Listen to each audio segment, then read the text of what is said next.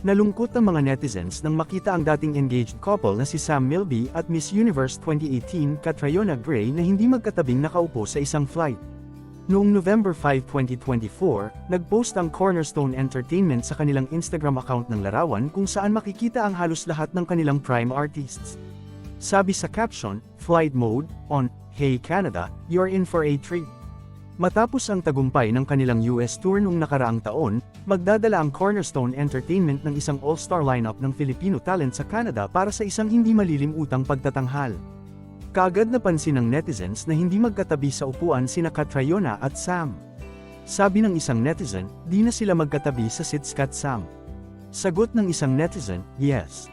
Opinyon ng isa, mas maigi na raw na kahit ganon ay nananatili silang magkaibigan. Ayon dito, at least they're still friends. Yan ang maganda sa mga mag-ex, hindi yung nagsisiraan at naging magkaaway sa huli hehe.